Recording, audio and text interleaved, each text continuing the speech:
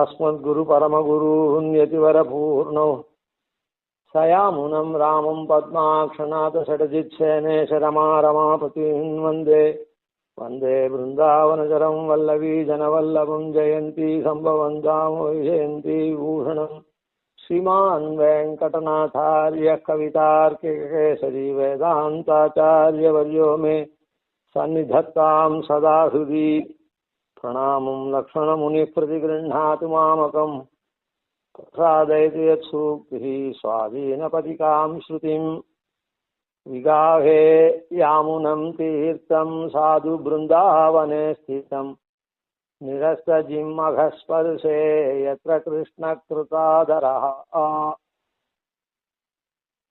ஸ்ரீமன்னாதமுனிகளுடைய திருப்பேரனாரான யமுனை துறைவன் அப்படின்னு சொல்லக்கூடிய யாமுனாச்சாரியர் தன்னுடைய ஆச்சாரியான மகாபாஷ்ய பட்டர் அப்படின்றவருடைய சகாசத்துல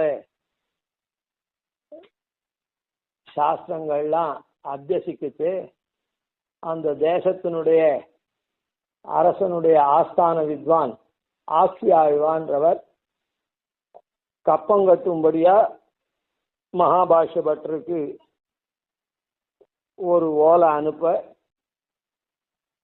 அந்த ஓலையை நிராகரித்து தன்னுடைய ஆச்சாரியன் கப்பமெல்லாம் கட்ட மாட்டார் அப்படின்ற ரீதியில நவயம் கவயஸ்து கேவலம் நவயம் கேவல தந்திரபாரகாக அபிது பிரதிவாதி வாரண பிரகடாடோப விபாட்டன க்ஷமாக அப்படின்னு ஒரு பதில் கடிதத்தை அதே சேவகால்கிட்ட கொடுத்தார்.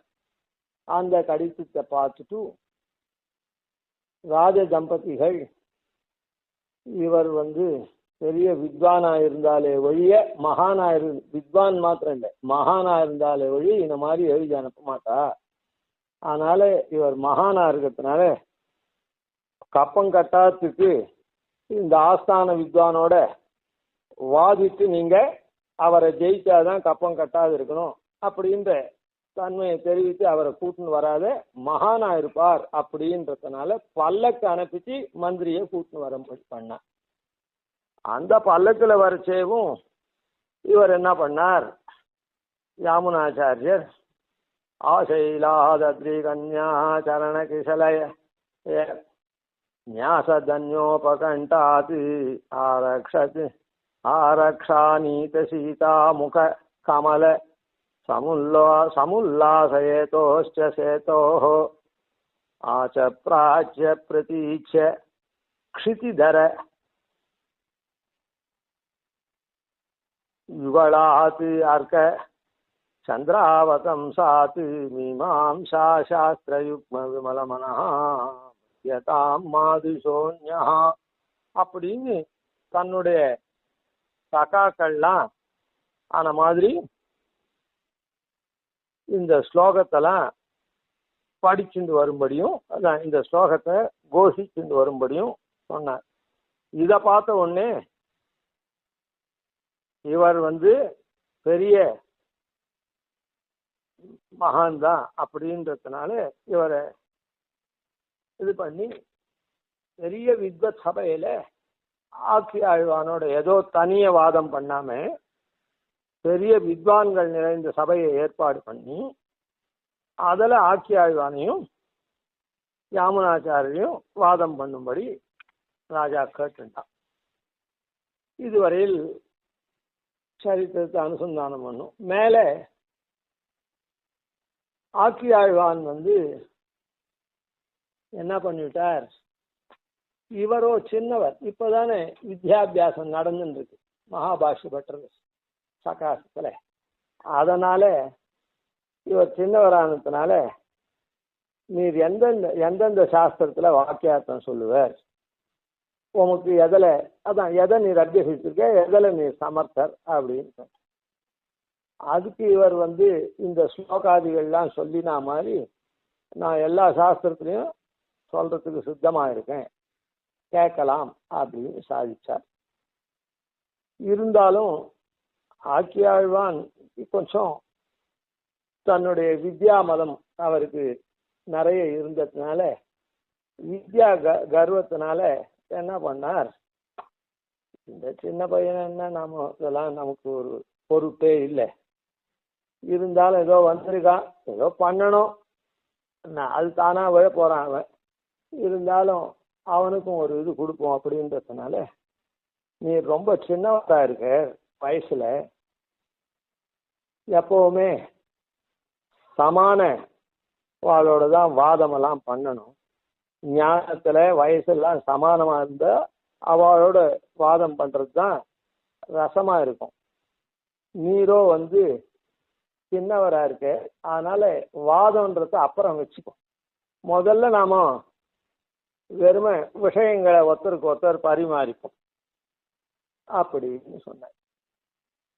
அதாவது வாதம் பண்றதுக்கு நீ ரொம்ப சின்னவரா இருக்க, அதனால உனக்கு என்ன ஞானம் இருக்குது அதெல்லாம் தெரிஞ்சுக்கணும்.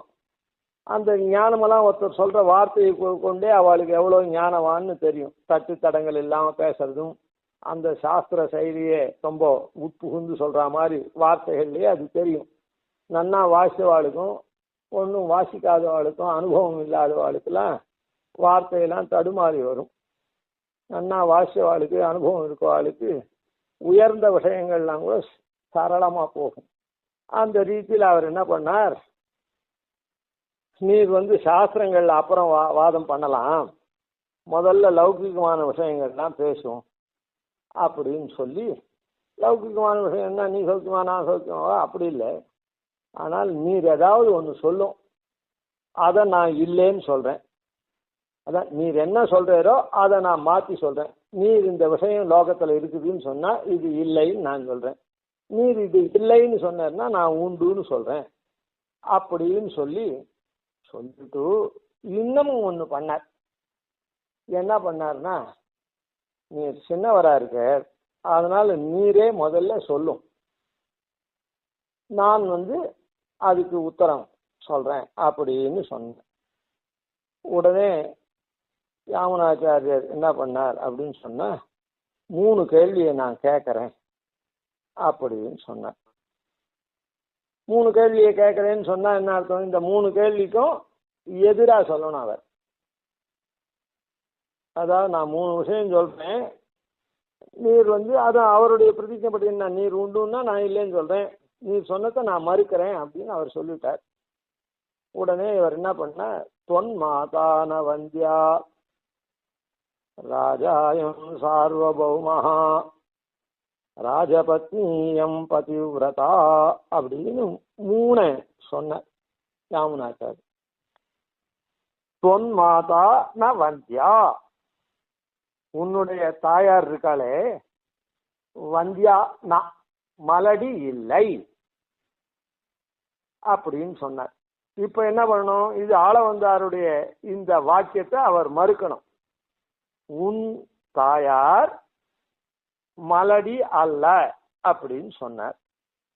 உடனே என்னுடைய தாயார் மலடி அப்படின்னு அவர் சொல்லணும். என்னுடைய தாயார்னு சொன்னா விட்டு மலடின்னு சொல்ல முடியுமா? இவரே தான் என்னுடைய தாயார்னு சொல்லிருக்காளே, அவ எப்படி மலடி ஆவா? பிள்ளை இல்லாதவாளுக்கு தானே மலடின்னு பேரு. இவர் என்ன பண்ணார், உன்னுடைய தாயார் மலடி அல்லன்னு சொன்னார். அது சரியானது தான். இப்ப அதை மறுக்கணும், என்னுடைய தாயார் மலடி அல்ல, மலடின்னு அவர் சொல்லணும். அப்போ அது எப்படி சாத்தியமாகும்? அவர் பிரத்யட்சமாயிருக்க. சரி, 2வது என்ன, ராஜாயம் சார்வபௌமஹா, அயம் ராஜா சார்வபௌமஹா அப்படின்னு சொன்ன, இப்ப ஆக்கியாழ்வான் என்ன சொல்லணும், இந்த ராஜா சார்வபௌமன் அன்று அப்படின்னு சொல்லணும். இந்த ராஜா சார்வபௌமன் அன்றுன்னு ராஜா எது வச்சுட்டே இவன் சார்வபௌமன் இல்லை அப்படின்னு சொன்ன சிரச்சேதம் பண்ற குத்தம் மாதிரி ஆயிடாத. சார்வபௌமன் இல்லைன்னு ராஜாவை பழிச்சாக்கா எப்படி அதை மறுக்கிறது? அதுக்கப்புறம் ராஜபத்னி இயம் பதிவிரதா, இயம் ராஜபத்னி பதிவிரதா, இந்த ராஜபத்னி இருக்காளே அவ பதிவிரத அப்படின்னு சொல்றார்.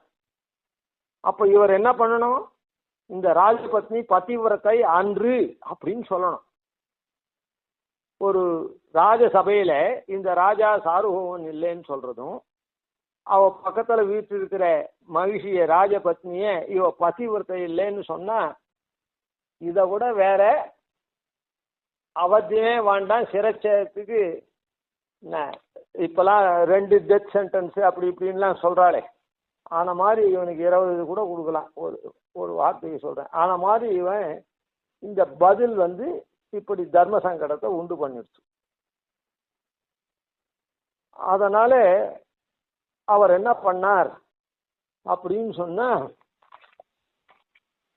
கொஞ்சம் என்ன விசித்திரமான ஒரு இதுவா இருக்குதே அப்படின்னு கொஞ்சம் திகைச்சு போய் அப்படியே நின்றுட்டார். இப்போ என்ன இப்போ அப்படி ஆயிடுச்சுன்னா இப்போ சொன்னவர் சொல்லணுமோ இல்லை, இதுக்கு சொல்லணும். அதனால அவர் அப்படியே ஸ்தம்பிச்சுட்டதுனால ஆட்சியாழ்வான் உடனே அவர் என்ன பண்ணார், ஆள வந்தார் யமுனை துறவர் என்ன பண்ணார், தானே விதண்டன்னா அதுக்கு மறுப்பு சொல்றதாக அவரே ஆரம்பிச்சுட்டு தொன் மாதா நவந்தியா அப்படின்னு சொல்லிட்டு உன் தாயார் மலடி அப்படின்னு ஸ்தாபிக்கணும். அதை ஸ்தாபிக்கிறதுக்கு இவர் என்ன பண்ணார் அப்படின்னு சொன்னா, காக்கவந்தியா கதலி வந்தியா அப்படின்னு லோகத்துல ஒரு வச்சனம் உண்டு.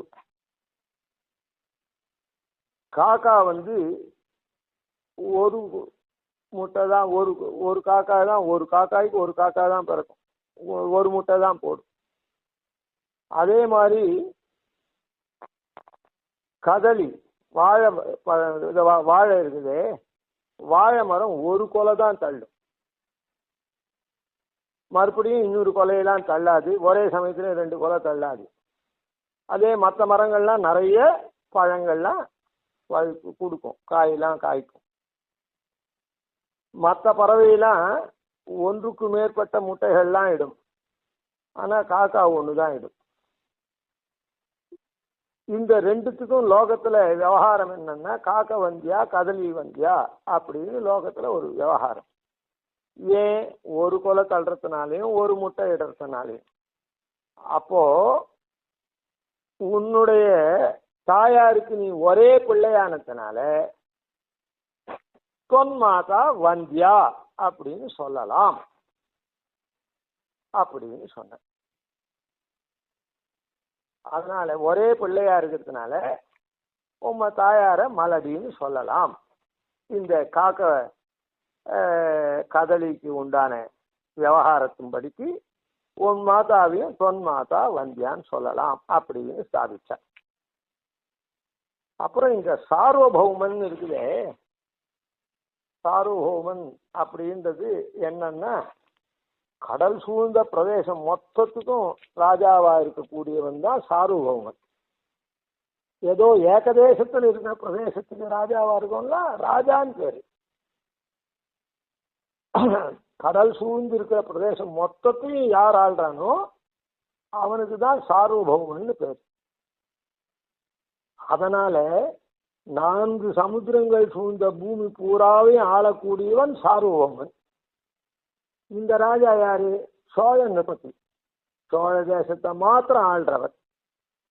அதனால இவர் ராஜாவே தவிர சார்வபௌமன் அல்லன் அப்படின்னு சொன்னார்.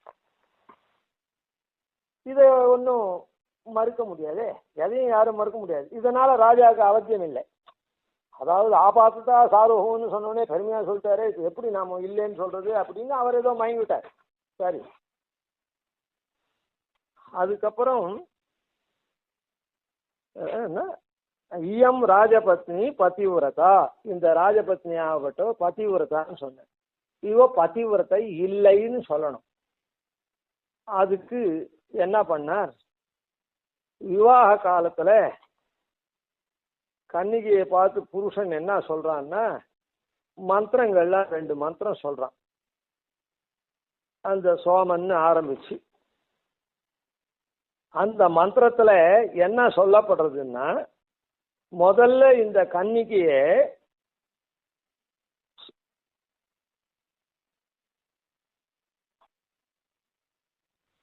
சோமதேவத்தை வந்து முதல்ல அபிமானிக்கிறான்.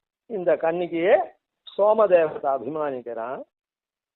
ரெண்டாவது கந்தர்வன் அபிமானிக்கிறான். மூன்றாவது அக்னி அபிமானிக்கிறான். இப்படி தேவதைகளுடைய அபிமானம் பெற்ற இந்த பெண்ணை நான்காவதா இந்த மனுஷன் நான் அடைகிறேன் அப்படின்னு சொல்றான். இப்போ இந்த சோமன், கந்தர்வன், அக்னி முதலியவெல்லாம் இந்த கன்னிகைக்கு சந்தானம் உண்டாகுமாறு அனுகிரகிச்சா விட்டு இந்த கன்னிகையை அடையறதுனால அவளுக்கு நல்லதெல்லாம் உண்டாகுமாறு அவ அனுகிரகம் பெற்றுதான் வச்சுப்போமே. இப்போ ஒரு நல்லது நடக்கணும் அப்படின்னா நாம் நல்ல காரியம் பண்ணிட்டு முதல்ல கோவிலில் போய் பெருமாளை சேவிச்சுட்டு அனுகிரகம் பெற்றுட்டு அப்புறம் வந்து இங்கே இது பண்ணுறோம். ஏன் இவ்வளோ தூரம் கோவிலுக்கே போவானா? எந்த காரியம் ஆரம்பித்தாலும் வைதிக காரியம் அங்கே இருக்கக்கூடிய பிராமணாலை பார்த்து எல்லாரையும் சேவித்து அவளுக்கு தட்சிணாதிகள்லாம் சமர்ப்பித்து அவளுடைய அனுகிரகத்தை வாங்கிட்டு நான் இந்த காரியத்தை தொடங்குறேன், நீங்கள்லாம் அனுகிரகிக்கணும் அப்படின்னு அனுகிரகம் வாங்கிக்கிறோம். அதுபோல சோமன், கந்தர்வன், அக்னி இவாளுடைய 3 பேருடைய அபிமானத்துக்கு பாத்திரமான இந்த பெண்ணை, அவளால் அனுகிரகிக்கப்பட்ட பெண்ணை நான் வந்து அடையிறேன் அப்படின்னு அந்த மந்திரத்துல சொல்ற.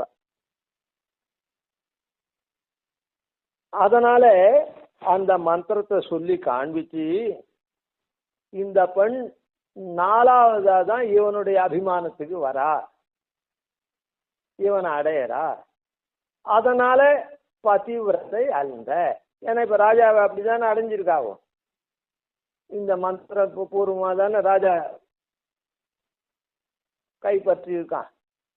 அதனால அவ பதிவிரத்தை இல்லை அப்படின்னு சொல்லலாம் அப்படின்னு இது பண்ண. இப்படி ஒரு லோகத்துல இருக்கிற சாஸ்திரங்களை கொண்டு இதுக்கு அழகா சமர்த்தனம் பண்ணினதுனால எல்லாரும் ஒரே ஆனந்தப்பட்டு இது பண்ணா. அது மாத்திரம் இல்லை, இப்படி கேட்ட அரச பத்தினிக்கு ரொம்ப ஆனந்தம் தாங்காம உள்ளடங்காம, என்னை நீர் ஆள வந்தீரோ, என்ன இவ தானே பிரதிஜை பண்ணா ராஜா வந்து ஆக்கி ஆழ்வான் தான் ஜெயிப்பான்னு சொன்னார். ஆனா இவ வந்து இவருடைய தேஜஸை பார்த்து இவர் தான் ஜெயிப்பார் அப்படின்னு சொன்னதுனால உடனே அப்படி இவர் ஜெயிச்சாக்கா பாதி ராஜ்யம் உங்களுக்கு தரேன்னு வேற ராஜா வந்து சொன்னானே. அப்படி பிரதிஜை இல்லைன்னா ஆக்கி ஆழ்வான் ஜெயிச்சுட்டா நான் உங்களுக்கு தாசி ஆகிட்டேன்னு சொன்னான். அப்படி இருக்கிறதுனால ஆனந்தம் உள்ளடங்காம என்னை ஆள வந்தீரோ அப்படின்னு சொன்னான். அதனாலதான் அவருக்கு பிரசித்தமா ஆள வந்தார் அப்படின்ற திருநாமம் வந்தது. அதுதான் சுவாமி தேசிகன் நீள வந்து விதி வகையால் நினைவொன்றிய நாம் மீள வந்து வினையுடம் பொன்னி விழுந்துழுகாது ஆள வந்தாரென என்ற அருள் தந்து விளங்கிய சீர் ஆள வந்தாரடியோம் படியோம் இனி அல்வழக்கே அப்படின்னு சொன்ன.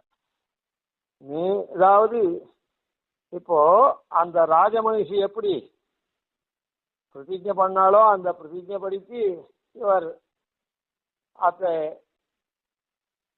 அது போல இவர் பெரிய வித்வானா இருந்து ஜெயிச்சு அவ வார்த்தையை இது பண்ணி அவ தாசியாத்த சொல்ற அந்த கீழ்த்தன்மையை தடுத்து ஆட்கொண்டார். அத போலதான் அப்படிப்பட்ட சீரவுடைய பெருமையை திருக்கல்யாண குணங்களை உடைய ஒரு ராஜபத்னியை எப்படி இவர் தடுத்து ஆட்கொண்டாரோ, என்ன தடுத்து அவ தாசியா போய் அப்படிலாம் போகாதபடி அப்படியே ராஜமகிஷியாவே இருக்கும்படியா எப்படி அனுகிரகிச்சாரோ அதே போல நாமும் பெருமாளுக்கு கிங்கரனா அங்க இருக்கணும், நித்திய கிங்கரனா. ஆனா நாம இங்க வந்து இந்த சரீர கிங்கரனா இருந்துட்டு இருக்கோம். நீள வந்து விதி வகையால் நினை ஒன்னியானா நாம் நீள வந்துட்டு இருக்கோம். இன்னைக்கு விதிவசாத்து பகவத் சங்கல்பத்தினால நினைவு வந்தது. அப்படி நினைவு வந்தவா நாமோ என்ன வந்தது, சுவாமி பகவான் நாமோ தாசன் அப்படின்னு. அப்படி விதி சங்கல்பத்தினால, ஆச்சாரிய சங்கல்பத்தினால நமக்கு ஏதோ விதிவசாத்து நமக்கு நினைவு வந்தது. மறுபடியும் அப்படி நினைவு வந்தவா போய் அங்க விழக்கூடாது. மறுபடியும் இதே சம்சாரத்துல மீள வந்தின்னு வினையுடம்பு ஒன்றி விழுந்தொழுகாது, மறுபடியும் அங்க போய் அதே ஒழுக்கல அப்படியே உழலாதபடிக்கு, அதாவது புனரப்பி ஜனனம் புனரப்பி மரணம் அப்படின்னு திருப்பி திருப்பி அப்படியே அந்த ஒழுக்கல ஒழுகாதபடி மறுபடியும் இன்னைக்கு நினைவு வந்துடுத்து, நல் ஞானம் வந்துடுத்து. எப்படியோ என்ன பகவத் சங்கல்பத்தினால மறுபடியும் வராதபடிக்கு என்ன பண்ணார், ஆள வந்தார். என்ன ஆள வந்தாரென வென்று அருள் தந்து விளங்கியது. அந்த ராஜசபையில அந்த ஆட்சி ஆழ்வான வென்று ஆள வந்தார்னு அந்த ராணி சொல்லும்படியா இவர் அந்த ஆட்சி ஆழ்வான வென்று அவளுக்கு அருள் செய்து விளங்கிய கல்யாண குணத்தோடைய ஆள வந்தார் இருக்காரே, அப்படிப்பட்டவருக்கு நாம அடியோர் ஆனத்தினால ஆள வந்தார் அடியோம். அப்படி ராணியை ஆட்கொண்டா மாதிரி இருக்கு, ஆட்கொண்டு ஆள வந்தார்னு பேர். அவர் நம்மையும் ஆள வந்தவர். அது ஒரு உபமானம். ஆள வந்தார் இவர் நம்மளாம் ஆள வந்தார்ன்றத காண்பிக்கிறதுக்காக அந்த விற்த்தாந்தம் ஏற்பட்டது. அந்த விற்த்தாந்தம் மூலமா இவரெல்லாம் நம்ம தடுத்து ஆட்கொள்றவர் அப்படின்னு அந்த ஆள வந்தார் அடியோம். அப்படிப்பட்ட ஆள வந்தாருக்கு அடியோமான நாம் படியோம் இனி அல்வழக்கு. வேற அல்வழக்கு தீய ஒழுக்கங்கள்லாம் நடவடிக்கையெல்லாம் இல்லாதவ நாம அதெல்லாம் படிய மாட்டோம். அல்வழக்கொன்றுமில்லா அணிகோட்டியர்கோன் அபிமான துங்கன் செல்வனை போல திருமாலே நானும் உனக்கு பழவடியன்னர். ஆன மாதிரி அல்வழக்குல படியாம அணிகோட்டியர்கோனை போல நானும் உனக்கு பழவடினா இருக்கேன்னு சொன்னார. அந்த மாதிரி வழியில தான் நாம போவோமே தவிர அல்வழக்கில் படிய மாட்டோம் அப்படின்னு சொன்ன. ஏன், இவர் நம்ம ஆளை வந்துட்டார், தடுத்து ஆளை வந்துட்டார். நாம எங்கேயோ ஒழுகி போயிருந்தோமே சம்சாரத்துல, ஆன மாதிரி இல்லாத தடுத்து ஆளை வந்துறதுக்கு வந்துட்டார்.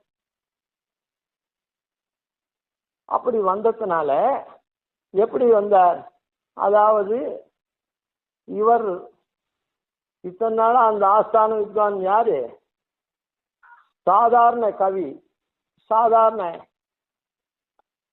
இவர் பண்டிதர். அப்படி இல்லாத ஒரு வேதாந்தியா இருந்து அவர் அந்த ஆஸ்தான வித்வான் சொல்லும்படியா அவர் சொல்லக்கூடியபடிக்கு இவர் ஞானமெல்லாம் பெறாம இப்ப இனிமேட்டு வேதாந்த ஞானத்தை பெற்று இவர் அந்த மாதிரி அந்த சாதாரண பண்டிதர்கள் வழியே போகாத தடுத்து ஆட்கொண்டவர். அந்த ஆட்சியாளரான வென்று இவர் மேல போயிட்டார். அதனால ஆள வந்தார், அப்படி ஆள வந்தீர்னு அவர் சொன்னா, அதனால ஆள வந்தார். அப்படி நம்மையும் தடுத்து ஆள கொள்ளக்கூடிய ஆள வந்தார். அப்படிப்பட்டவருக்கு அடியோமான நாம் இப்படி நீள கொழுகு சங்கிலி போல வந்துட்டு இருக்கோமே இந்த சம்சாரத்துல. அப்படி இல்லாம இனிமேட்ட நாம தடுத்து ஆட்கொள்ளப்படுறதுனால இந்த சம்சாரத்துல இனிமேட்டு அல்வழக்கான காரியங்கள்லாம் பண்ண மாட்டோம், நல்வழக்கா இருக்கிற பகவத் கைங்கரியம் தான் பண்ணுவோம் அப்படின்றது இந்த பாசுரம் தெரிவிக்கிறது. அது போல இந்த ஆள வந்தார். அப்பவே இவர்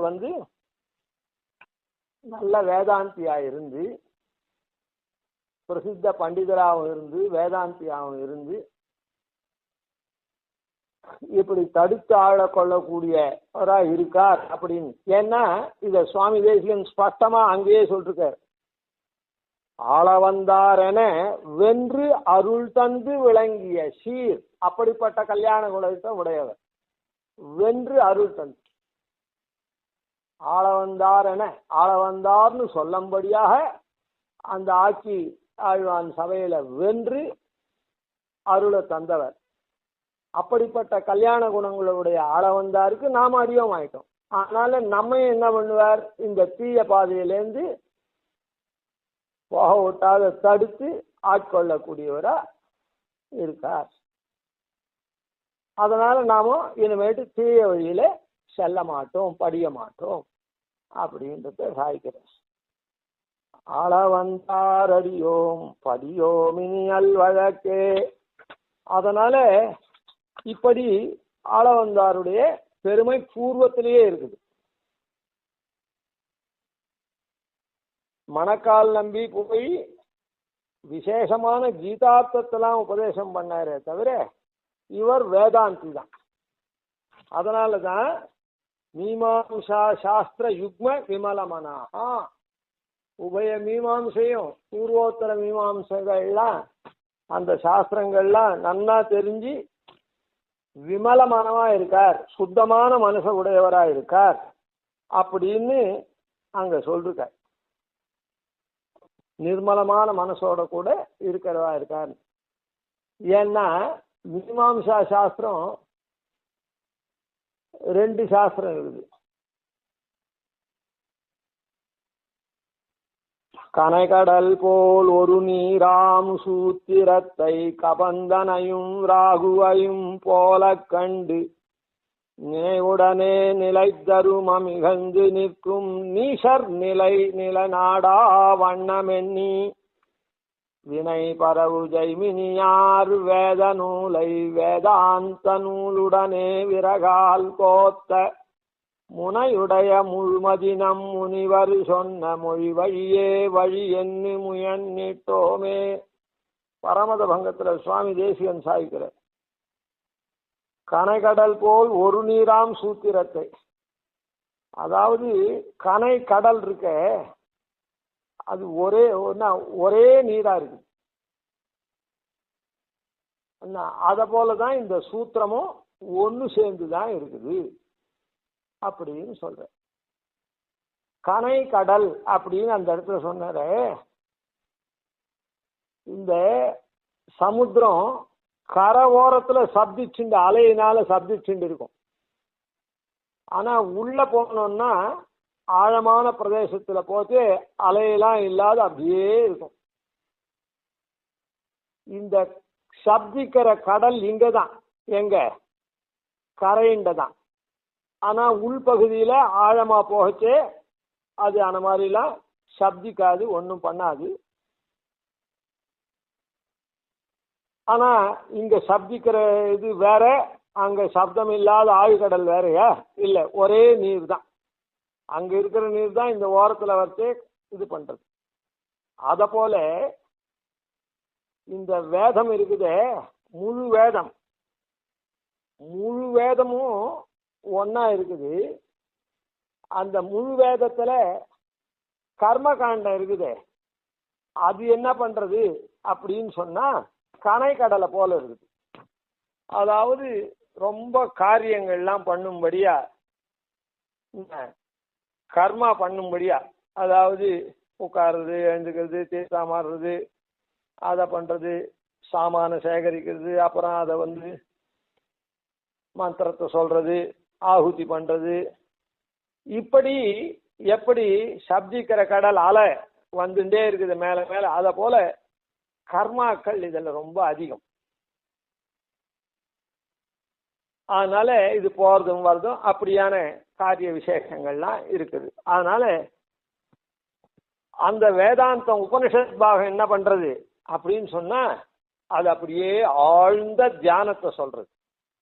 பெருமாள் இடத்துல தியான சமாதி அப்படின்னு சொல்ற ஆழ்ந்த தியானத்தை சொல்றது. இது ரெண்டுமே ஒரே நீர் தான். கடல் இருக்கிற ரெண்டும் அங்கேயும் இருக்கு, அங்க இருக்கிறது இங்க இருக்கிறது ஒரே நீர் தான்.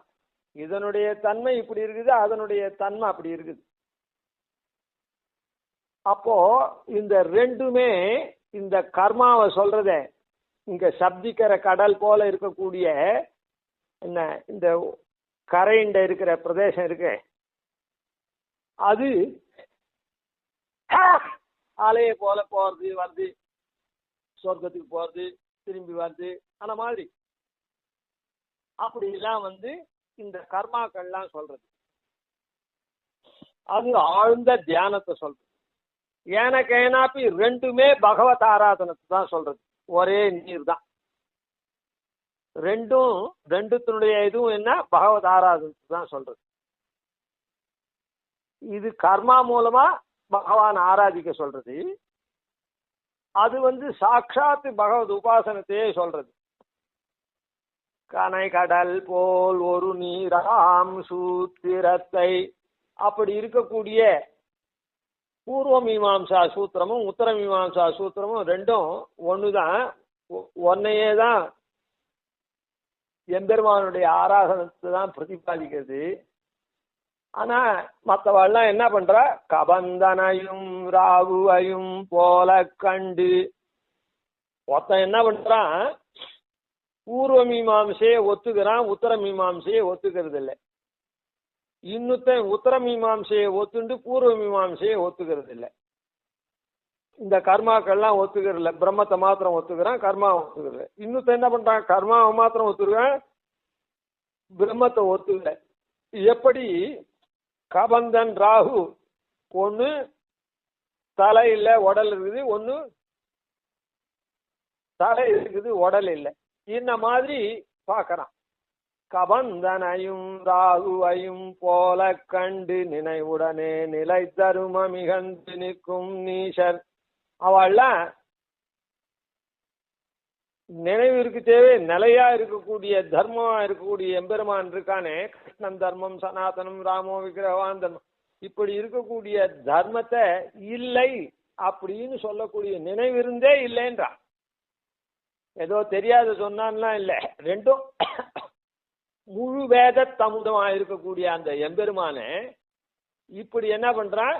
இது கர்மா தனின்றான், அவன் பிரம்மத்தை ஒத்துக்கல, பிரம்மன் தான் உண்டுன்றான், இவன் கர்மாவை ஒத்துக்கல. அப்படி போயிண்டு அப்படிப்பட்ட நீசர் நிலை நிலைநாடா வண்ணம் அப்படி என்ன பண்ணார்? வினை பரவு ஜெய்மினியார் வேத நூலை வேதாந்த நூலுடனே விரகால் கோத்த. கர்மாவை சொல்லக்கூடியதான ஜெய்மினியாருடைய பூர்வ மீமாம்சை இருக்க, அதையும் வேதாந்த நூலா இருக்கக்கூடிய வியாச சூத்திரத்தையும் ஒன்றா சேர்த்தான். எப்படி? வேதாந்த நூலுடைய விரகால் கோத்த. இது ரெண்டுமே பெருமாளுடைய ஆராதனம் தான். இது கர்மத்வாரா இந்த சரீர பிரயுக்தமான பெருமாளுடைய ஆராதனம், அது ஆத்மோஜீவனமான பெருமாளுடைய ஆராதனம். அந்த ஆத்மோஜீவனமான பெருமாளுடைய ஆராதனத்துக்கு எப்படி பண்ண முடியும்? இந்த சரீரத்தை வச்சுதான் பண்ண முடியும். அதனால இந்த சரீரத்துக்கு உண்டான தர்மம் இது. இது மூலமா பெருமாள் ஆராதனை. இது ரெண்டுமே பகவத் ஆராதனை தான் சொல்றது. அப்படின்ற விரகால் கோத்த முனையுடைய முழுமதினம் முனிவர் சொன்னா. கூர்மையான புத்தி உடையவர்கள். முனை, கத்தி முனை அப்படின்னு சொல்றோம்ல, அந்த மாதிரி அந்த கூர்மையான புத்தியை உடையார். எப்படி? முழுமதி, கூர்மையாவும் அவளுடைய புத்தி இருக்குது. முழுமதி, பூர்ணச்சந்திரன் இருக்கானே, ஆன மாதிரி முனிவர் சொன்ன மொழி வழியே வழி எண்ணிட்டோமே. அப்படி இந்த இடத்துல பாஷ்யக்காரரை சொல்றதாவும் வச்சுக்கலாம். ஆனா அந்த பாஷ்யக்காரரே எப்படி இது பண்ணார் அப்படின்னா, இந்த ஆளவந்தாருடைய சீசுக்திகளை கொண்டுதான் அதெல்லாம் ஸ்தாபித்தார்.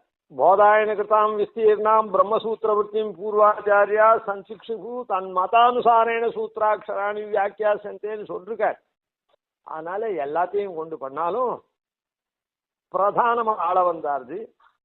அன்றைக்கே இப்படியும் சொல்லலாம்.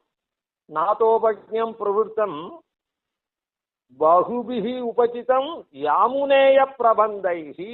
இது எப்படி சாகோபசாகம் வளர்ந்தது அப்படின்னா யாமுனாயருடைய பிரபந்தத்தினாலே அப்படின்னு சொல்ற. பகுபிஹி உபசிதம் யாமுனேய பிரபந்தைஹி. அத்த திராத்தம் சமயக் திராத்தம் யதீந்திரை. யதீந்திரர் நன்னா அதை காத்தாருன்னு தான் சொல்றாரே தவிர யதீந்திரர் அத்த இது பண்ணார். அதனால இப்போ இது நன்னா வளர்ந்தது எதனால அப்படின்னு சொன்னா ஆளவந்தாராலே. யாமுனேய பிரபந்தை, யாமுனேயருடைய பிரபந்தம் தான், ஸ்ரீபாஷ்யக்காரருடைய பிரபந்தத்தினால் இது வளர்ந்ததுன்னு சொல்ல. ஸ்ரீபாஷ்யக்காரர் இதை நன்னா காத்தார் அப்படின்னு சுவாமி தேசிகன் சாட்சியிருக்கார் தத்துவமுக்தா கலாபத்துல. என்ன அவரால் நாதோபக்ஞம் பிரவர்த்திக்கப்பட்டது. பகுபிற்பதித்தம் யாமுனேய பிரபந்தை, யாமுனேயருடைய பிரபந்தங்கள்னால நன்னா சாகோபசாகமா வளர்ந்தது. திராத்தம் சமயக் யதீந்திரைஹி, யதீந்திரால சமயக் திராத்தம் நன்றா அது காக்கப்பட்டது அப்படின்னு சொல்றதுனால இந்த வளர்ச்சி அடைந்தது அப்படின்னு சொல்றதுனால எதனால வளர்ச்சி? முனையுடைய முழுமதினம் முனிவர் சொன்ன மொழி வழியே முயன்னிட்டோமே. அதனால முனையுடைய முழுமதி உடைய ஆள வந்தார். அந்த வழியில தான் பாஷ்யக்காரத்தை நன்னா காப்பாத்தினார். அப்படிப்பட்ட முனிகள்லாம் சொன்ன வழியில நாம முயல்றோம் அப்படின்னு சாதிக்கிறோம். அதனால யாமுனேய பிரபந்தங்கள் ஆள வந்தார். இந்த ரெண்டு சாஸ்திரத்தையும் நான் வல்லவன், அது எப்படி வல்லவன் வெறுமை சொல்லல, அதுலயும் பாருங்க என்ன சொன்னார்னா, புரிஜதாம், இந்த மாதிரி இருக்கிறவா அந்நியாள் யாருன்னா உண்டோ அப்படின்றது என்ன, இந்த மாதிரி இருக்கிறது ரொம்ப முக்கியம். லோகத்துல அபூர்வமா எங்கோ ஒண்ணுதான் இருக்கும். இந்த மாதிரி சரளமா 10 பேர் இருக்க மாட்டா. இங்க போனா 10 பேர் இருப்பா, அந்த ஊர்ல 10 வித்வான்கள் இருப்பான்லாம் நீங்க நினைக்க முடியாது. அதனால இப்படி ஆள வந்தார் இங்க சாட்சிருக்கிறதுனாலையும், வினை பரவு ஜெய்மினியார் வேத நூலை வேதாந்த நூலுடனே விறகால் கோத்த முனையுடைய முழுமதினம் முனிவர் அப்படின்றது இந்த ஆள வந்தார் பூர்வத்திலேயே தன்னுடைய குலப்பெருமைக்கு தகுந்தா போல அப்படி இருந்தார் அப்படின்றதையும் நாம நன்னா தெரிஞ்சுக்கணும். பொதுவா ஏதோ ரொம்ப நாள் இந்த ராஜபோகத்தெல்லாம் இருந்துட்டேன். இதுக்கு மேல என்னன்னா, அந்த ராணியாகப்பட்டவள் அந்த ராஜ்யத்தை இவருக்கு தந்தார். அதனால அந்த ராஜ்யத்தை பரிபாலனம் பண்ணிந்தார். அவளுக்கு பரிசா ராஜா தந்ததை இவருக்கு தந்துட்டார். அதனால அவளுக்கு என்ன ஒரு தனி ராஜ்யம், அதான் ராஜா தான் இருக்கானே. அதனால இவருக்கு சமர்ப்பணம் பண்ணதுனால இவர் ராஜாவா இருந்தார். அதுவே தவிர இவர் இதெல்லாம் இந்த ஞானங்கள்லாம் இல்லாத ராஜ்ய பரிபாலனம்லாம் பண்ணியிருந்தார், சாதாரண ராஜாவா இருந்தார் அப்படின்றதெல்லாம் இல்லை. நல்ல வேதாந்தி. அதை விட்டுட்டு இத மாதிரி ஆச்சாரியம் பண்ணி லோகத்தை சம்ரட்சிக்கணும். இந்த கேவல லோகத்துல வாழறதுக்கு சம்ரட்சிக்காத ஆத்ம உஜ்ஜீவனத்தை பண்றதுக்கு உண்டான இதை பண்ணணும்னு மணக்கால் நம்பி சொன்னார். மேல் விற்த்தாந்தங்களை நாளைக்கு அனுசந்திப்போம். இது என்ன ரெண்டு கதையே போயிட்டு இருக்குதே, இந்த ஸ்லோகத்துக்கே வரலையே அப்படின்னு சந்தேகமே வேண்டாம். சுவாமி தேசிகன் இவருடைய ஸ்லோகத்தை ஆரம்பிக்கச்சு நமஹான்னோ வந்தேன்னோ அதெல்லாம் ஒன்றும் சொல்லலை. இல்லை பெருமையை சொல்றதோ அதெல்லாம் ஒன்றும் சொல்லலை. விகாகே யாமுனம் தீர்த்தம், விகாகே படிந்து குடைந்தாடுறேன்னு சொன்னார். யாமுனம் தீர்த்தம், யாமுனருடைய யாமுனாச்சாரிய இடத்துல யாமுனாச்சாரியரை படிந்து குடைந்தாடுறேன்னா அவருடைய உபதேசத்தை படிந்து குடைந்தாடுறேன். அது பின்னால சொல்லலை, விகாகன்றது முதல்லயே சொன்னார். அதனால யாமுனையருடைய தன்மை, அவர் எப்படி பரிசுத்தமானவர் அப்படின்றத தெரிஞ்சுண்டு, பரிசுத்தமானவர் தான் நம்ம பரிசுத்தமாக்க முடியும். ஆனால் அவர் பரிசுத்தமா ஆஜன்ம பிரவೃತ್ತಿ இருக்கார் அப்படின்றத தெரியறதுக்காக இந்த கதையை இன்னைக்கு முன்ன சொன்னோம். நேற்று வேதாந்த சாஸ்திரங்கள்ல அவருடைய உபதேசத்துல பிரதானம் என்ன, அதாவது சத்து தான் இருந்தது, பிரம்மன் தான் இருந்தது, ஆத்மாதான் இருந்தது அப்படின்னு சொல்லி நாராயணன் இருந்தான், அவன் பிராட்டியோட இருந்தான் அப்படின்னு கொஞ்சம் கொஞ்சமா சாமான்யமா சொல்லி விசேஷ பதங்களை சொல்லிண்டே போறது. அதனால அந்த கடைசியா சொல்ற இத யாரும் எட்டுறது இல்லை. அதை நம்ம ஆச்சாரியால் எட்டிருக்கா. அததான் இவர் சதுஸ்லோகியில அந்த பிரம்மசாஸ்திரம் இருக்குதே, சாரீரக சாஸ்திரம், அந்த சாரீரக சாஸ்திரம் 4 அத்தியாயத்திலையும் பெருமாளோட கூட பிராட்டி துல்லிய யோகக்ஷேமமா இருக்கான்றதை காண்பிக்கிறதுக்காக தான் அவர் 4 ஸ்லோகங்களை பண்ணார். அதாவது சாமானிய சப்தத்தை விசேஷ சப்தங்கள்ல கொண்டு பரியவசானம் பண்ணி தான் அர்த்தம் சொல்லணும். அதனால சத்துன்னு ஆரம்பிச்சு, பிரம்மம்னு ஆரம்பிச்சு, ஆத்மான்னு சொல்லி, நாராயணன் சொல்லி, ஸ்வதையோட கூடின அந்த ஒருவன் அப்படின்னு சொல்லி சொல்றத இது இந்த சப்தங்கள்லாம் அங்க அது பரியந்தம் கொண்டு பரியவசானம் பண்ணி அர்த்தம் சொல்லணும். அதுக்காக தான் அவர் அந்த மாதிரி உபதேசம் பண்றதுக்கு சதுஸ்லோகிய இது பண்ணார். அந்த உபதேசத்துல நாமோ விகாஹே யாமுனம் தீர்த்தம், அதனால விகாஹேன்னு சொன்னதுனால முதல்ல இந்த அவருடைய சரித்திரங்களையும், அதனால் அவர் எப்படிப்பட்டவர், அந்த ஆச்சாரிய சார்வமர் எப்படிப்பட்டவர் அப்படின்னு அவருடைய குண நலன்கள்ல குடைந்தாடுறதும், அவருடைய உபதேசத்துல குடைந்தாடுறதும் ஒரு ஏகதேச காரியத்தை நாம பண்ணியிருக்கோம். ஆனால் இந்த விகாகே என்ற சப்தம் தேசிகன் முதல்ல சாதிச்சபடிக்கு அந்த குடைந்து நீராடுவோம்னு முதல்ல சொன்ன அத்தை முதல்ல பண்ணி அப்புறம் அதுக்கு மேல கொஞ்சம் போறோம், அதை பத்தி அனுசந்திப்போம். இதையும் ஏதோ ஏகதேசம் தான். நாம போய் கடல்ல போய் முத்து குளிக்க போறது இல்லை. ஏதோ கடல்ல முத்து இருக்குது, கடல்ல இருந்து வாங்கின முத்து இது, கடல்ல இருந்து எடுத்த முத்து அப்படின்னு கரையில இருந்தே நாம கடல்ல இருக்குது, முத்து சிப்பியில முத்து இருக்குது, இன்னும் இது கடையில இருந்து அதான் கடல்ல இருந்து எடுத்த முத்து தான் இதோ வியாபார ஸ்தலத்துக்கு வந்திருக்குது அப்படின்னு நாம பாக்கிறதோட சரி, கரையில இருந்து நாம ஒன்றும் அது உள்ள போறது இல்லை. அதனால ஏதோ மேலெழுந்த வாரியானாலும் அந்த விகாகன்னு அவரிடத்த அவருடைய குணநலன்களையும் அவருடைய உபதேசாதிகளையும் குடைந்தாடணுமோ, அதுக்காக இதை இந்த 2 நாளும் தொடர்ச்சியா நாமும் இந்த அவருடைய சரித்திரத்தையும் அவருடைய கிரந்தத்தினுடைய சீர்மையும், அந்த சீர்மையில மொத்த கிரந்தமும் பண்ண போறது இல்லை, ஆனா கடைசியா எங்க போய் பரியவசானம் பண்ணணுமோ அந்த கிரந்தத்தை ஓரளவுக்கு நேற்று அனுசந்தானம் பண்ணும். சரி, கவிதார்க்கிக சிம்ஹாய கல்யாண குணசாலினே ஸ்ரீமதே வெங்கடேஷாய வேதாந்த குரவே நமஹ. ஆதிவன்ஷடகோபாதீன் யதிவர்யான் வஜே நிஷம் ஸ்ரீரங்கபூர்வஷடஜித்யதீசானபதாஸ்ரயம் ஸ்ரீவத்சவம்சதிலகம் வந்தே ஸ்ரீகிருஷ்ணதேசிகம்.